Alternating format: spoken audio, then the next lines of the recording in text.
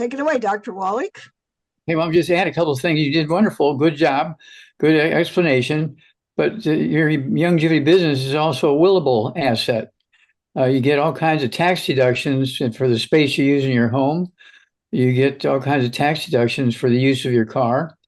And then if you die or you're ready to retire, your business goes to whoever you want to leave it to. You have a little will and you leave your business to them and it carries on.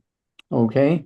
And so it's one of those things where That's if you work for 25 years for one of these big companies, you don't have the ability to will your job or your business to somebody else.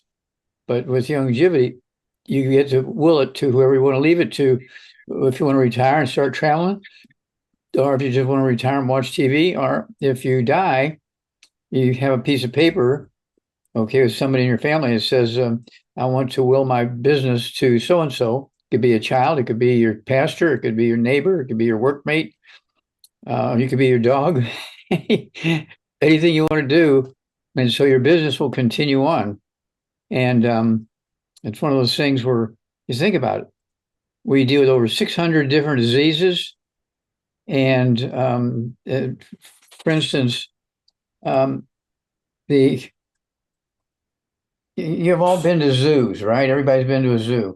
And just about everybody who goes to a zoo, you buy peanuts at the front gate. And the money that they make from selling the peanuts at the front gate is what they use to help buy food for the animals and pay the zookeepers and all that kind of stuff. But also, when you buy the products at the gate, guess what?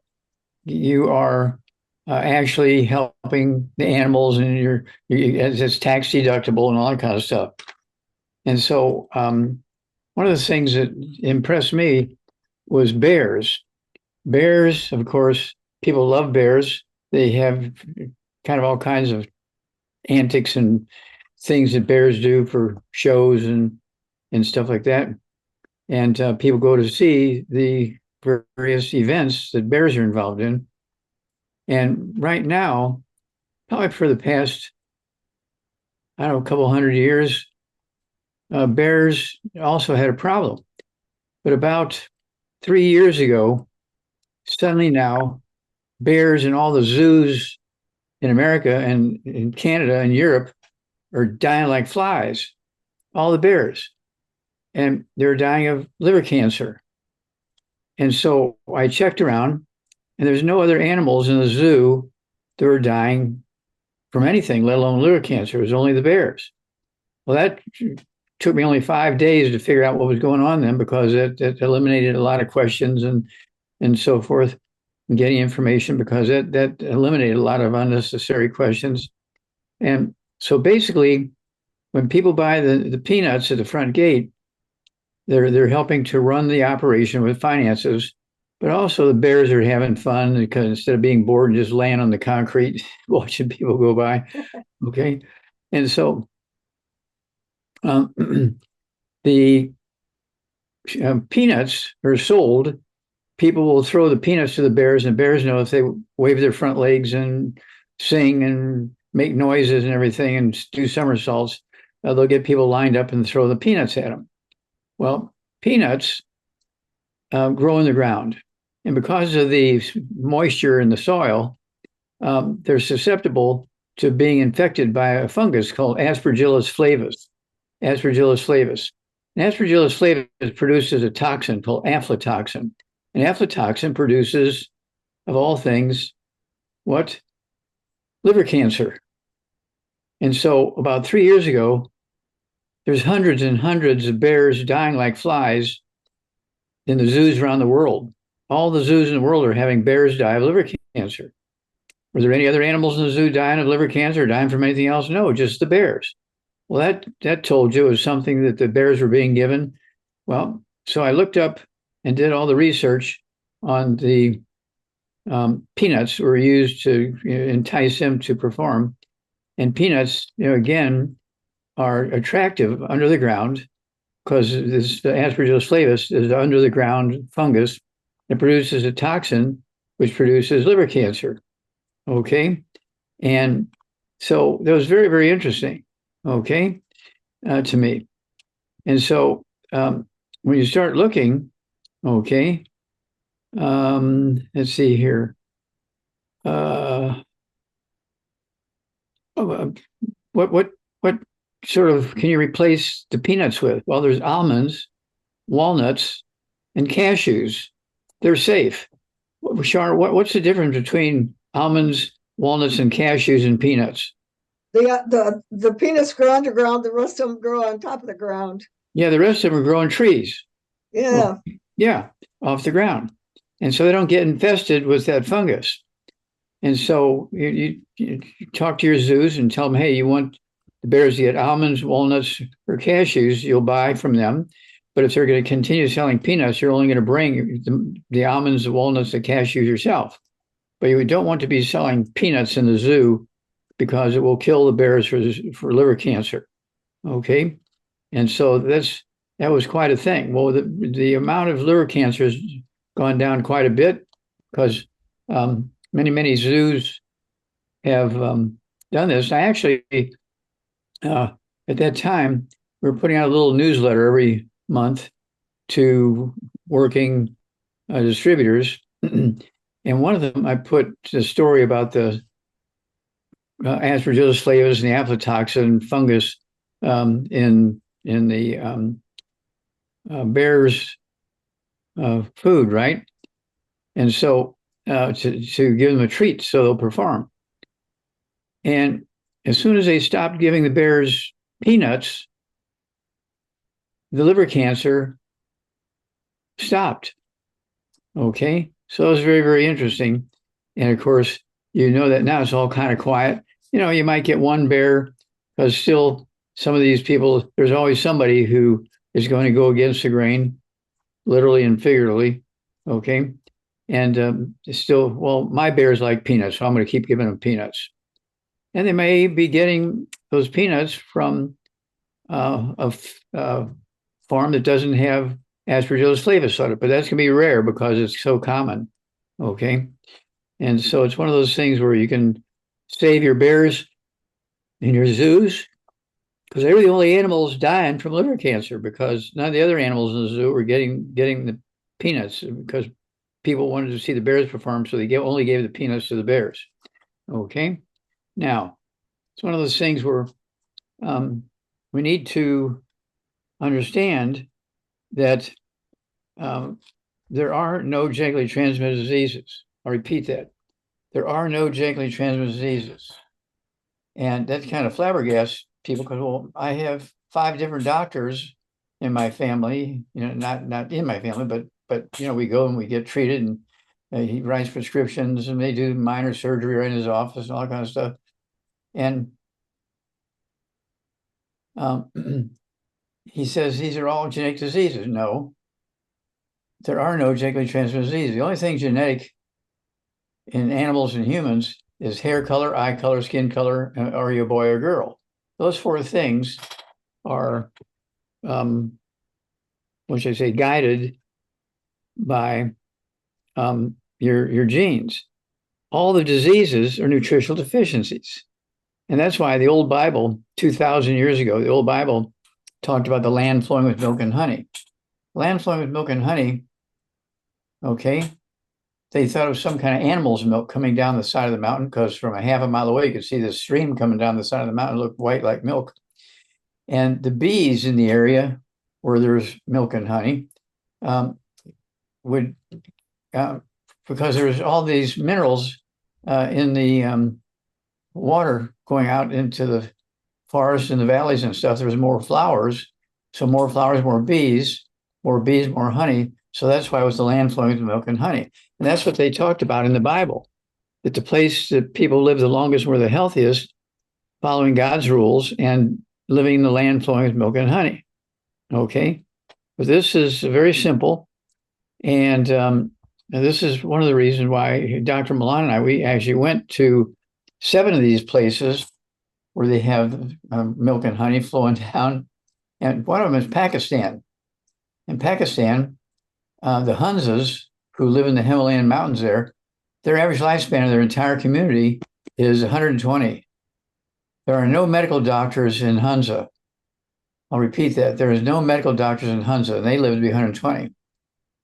In America, our average lifespan, depending on where you're looking at, is 75 to 85. The average lifespan of a white medical doctor in America is 75.7. The average lifespan of a black medical doctor in America is 65.7. That's not very good. And that's because, they're not eating right. They're not supplementing because they don't believe in supplements.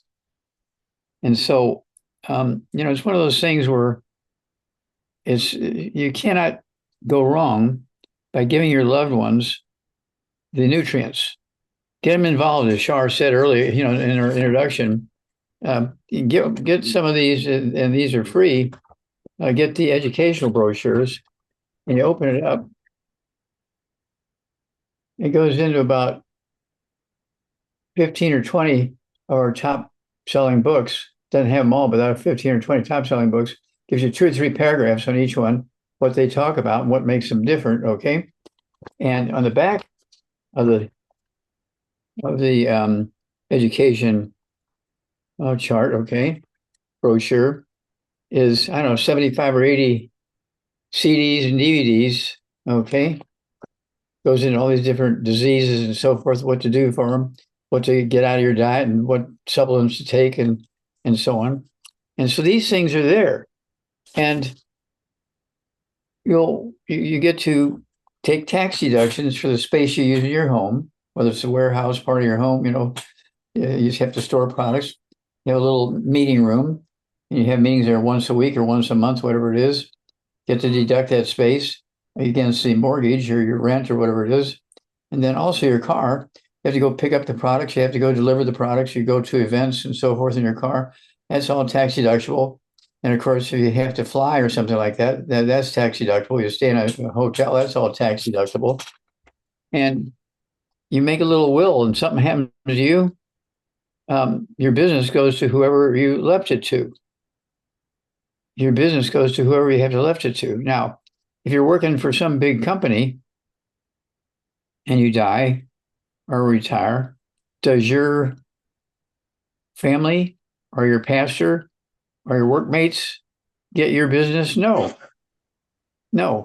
Okay. Nope. So this is several advantages. Even if you're working for some big company, you can do your YOUNGEVITY business on the side on your hours as you're off. Don't do it at your business place unless your boss wants you to do that for making sure all his employees or her employees are healthy. Okay. And of course, Dead Doctors Don't Lie, we have the CDs. We've sold over 60 million of these CDs. We have, before the CDs came out, there was a, let's see here, what do you call it? It's like a film. Okay. It was audio cassette tapes. Okay. And we sold over 40 million of those. The book Dead Doctors Don't Lie, we sold 347 million copies of this book. I don't know, it's in 31 languages or something like that. Okay. And we sell a lot of the Spanish version here in California because so many people come from Mexico to come into our meetings and pick up products and books and flyers and things. But they buy the Spanish version of Dead Doctors Don't Lie by the case. They sell them down in Mexico. And of course, that's how they have a nice big business. So don't forget, there are no genetically transmitted diseases. Alzheimer's disease, Parkinson's disease, multiple sclerosis, amyotrophic lateral sclerosis, Huntington's chorea, frontotemporal dementia, Charcot-Marie-Tooth, Bell's palsy, cervical spondylosis, carpal tunnel syndrome, about 50 more of these neurological diseases are just nutritional deficiency. And that's why we came out with the I-26, because it gives your brain and your spinal cord the raw materials to make the white matter of the brain, which makes up 85% of your brain weight, and your spinal cord weight is the myelin, the white matter. And if you're not taking in the raw materials for your brain to maintain that, this is why people, they lose their mind. They can't remember anything. They get angry, they get aggressive. They just sit there and stare in the ceiling and all that kind of stuff. And also the I-26 and also the Zara test help little boys be boys. If the little boy thinks he's a girl, you make sure he gets the Zara test, okay, because that's the raw materials to make the male hormones. And then we have the Zarafem for the girls. Okay, if a little girl thinks she's a boy, get her on the Zarafem. And then, of course, don't forget the I-26. And if they're little kids, you want to get the kids toddy. And then when they hit about 10, 12, 15 years of age, you can get them on the Healthy Brain and Heart Pack. And so that's kind of a standard introduction to the Youngevity program. And we've been doing this now for 75 years. So we have a track record. Okay, so over to you, Charmaine. Okay. And the thing of it is, as you get older, like me, you start to realize the people that you know, the ones that supplement, the ones that take care of themselves, always live longer than the ones that don't. As you get older, you start to notice all this stuff. And as far as the business goes, I'm teaching my son how to do the business, and we do it together, and we get along pretty good together most of the time. It's all good. It is. It's fun. It gives us something to do together besides, cleaning the pool out and blowing leaves all over the place. It's more fun than that, I think. So yeah, I've had a lot of fun over the years, and I don't feel like I'm done yet. I want to continue to have fun, and I think doing this longevity business, really, it changed my life completely for the best. I'm still alive and still healthy yet today, which a lot of people have not lived this long, obviously. How old are you now, Char? I'll be 82 in April. So 82 in April. Yeah, there's no reason 82. why you can't be 120. Yeah, well, 100 I think is probably pretty easy to attain. But after that, who knows? You never know. Ethel Kennedy just passed away about a week ago or so, and she was 96. And she had what, 11 kids? That's pretty good for having 11 kids living to 96. You can't, uh, she definitely made it longer than the average bear on the street. 96 is very respectable. So, yeah. It's a fun thing to do to me. To teach people about nutrition and to teach them about the things to take for whatever's wrong with them. It's a fun thing, and once you teach them, it takes about a month and before they get used to all the products and know what each thing does. Once they learn it, it's not rocket science or anything, and they can go out on their own and start teaching other people and start making their own money, because there's plenty. The biggest network marketing company in the United States, I live up in the woods behind it. It has not saturated the U.S. market in the United States yet. So that tells you something right there. We got a lot of people to connect to educate, to teach, and the ones that want to live, we can teach them how to live a much longer, healthier life. If that's what Yep. they want, then we got it for them. Yeah, we just remind them about the land flowing with milk and honey and tell them that story. And this is a modern version of the land, our products are the modern version of the land flowing with milk and honey. You're getting all these nutrients that they were getting from these local places 2,000 years ago. Okay. And that's why it's so dramatic. It was written up in the old Bible. In the old Bible from 2,000 years ago, it's the land flowing with milk and honey. I don't know how many times it's mentioned, 8 or 10 or 12 times in the old Bible, because there were places where people did live to be well beyond 100. But there are many places where people just lived to be in their 20s, okay, because they weren't getting any nutrients. And so it's one of those things where we learn from all that stuff that went on before us, we learn from all the research that's going on now, and we can perpetuate the benefits of knowledge, the benefits of supplementation, the benefits of avoiding bad things, and the benefits of being able to be with the people you care for and you love and want to be with. Why do you want to die when you're 60 when you can live to be 120? Exactly. And I remember, Doc, years ago, you got an unsolicited letter from the Smithsonian Institute that they said they have your book, Diseases of Exotic Animals, in the Smithsonian, which they do because David Muller went and checked it out. It's there. And they said they will never repeat all those studies and tests again because of the price, the economy, the cost of living has changed everything so bad that they don't have the money to repeat all that research that you did. It's not ever going to be done again. So it's pretty much carved in stone what you did. And it's the truth. Like I said, the truth never changes. It's always the truth. It doesn't matter. It doesn't matter if it was 30 years ago, 40 years ago, the truth is the truth. And people got to start to realize that. So, just because it's something that happened, 20 years ago doesn't mean it's not pertinent today. It is. It's certainly just as pertinent today as it ever was. That stuff never changes. That's correct.